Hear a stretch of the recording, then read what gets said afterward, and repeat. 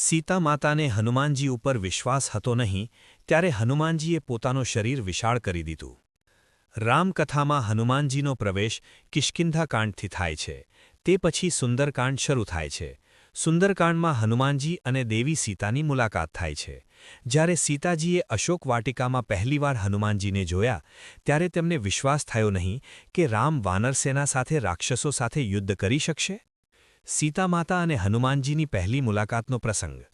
હનુમાનજી જ્યારે લંકા પહોંચ્યા ત્યારે સીતા માતાની શોધ કરવા તેઓ અશોક વાટિકા પહોંચી ગયા હતા. અશોક વાટિકામાં દેવી સીતાજી તેમને મળી ગયા. સીતાને મળીને હનુમાનજીએ જણાવ્યું કે શ્રીરામ જલ્દી જ વાનરસેના સાથે લંકા ઉપર આક્રમણ કરશે અને તમને રાવણની કેદમાંથી મુક્ત કરાવશે.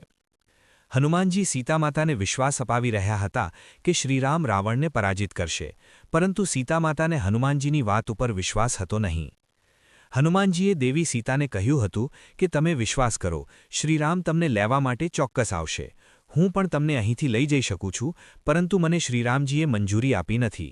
સીતાજીએ આ વાત સાંભળીને કહ્યું કે રાક્ષસ તો ખૂબ જ બળવાન છે અને વાનર તમારી જેમ નાના નાના હશે. તમે આ શક્તિશાળી રાક્ષસો સાથે યુદ્ધમાં જીતી શકશો નહીં. સીતાજીની આ વાત સાંભળીને હનુમાનજીએ તરત જ પોતાનો આકાર મોટો કરી લીધો. હનુમાનજીનું આવું સ્વરૂપ જોઈને સીતા માતાને વિશ્વાસ થઈ ગયો કે શ્રીરામ અને વાનરસેના લંકા ઉપર આક્રમણ કરીને રાવણને પરાજિત કરી દેશે.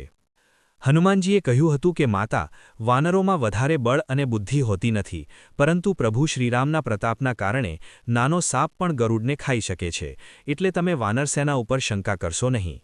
જ્યારે સીતાને હનુમાનજી ઉપર વિશ્વાસ થઈ ગયો ત્યારે તેમણે હનુમાનજીને અજર અમર રહેવાનું વરદાન આપ્યું હતું. બોધપાઠ. આ પ્રસંગમાં હનુમાનજીએ પોતાની શક્તિ બતાવી, પરંતુ તેને શ્રીરામ સાથે જોડી દીધી. અહીં હનુમાનજીએ બોધપાઠ આપ્યો કે જો આપણે આપણી શક્તિઓને પરમાત્માની કૃપા સાથે જોડી દઈશું તો આપણા મનમાં અહંકાર રહેશે નહીં. આ વાત હનુમાનજી પાસેથી શીખવી જોઈએ કે આપણે ભલે ગમે તેટલા શક્તિશાળી હોઈએ, પરંતુ ઘમંડ કરવો જોઈએ નહીં. જય શ્રીરામ, જય હનુમાન.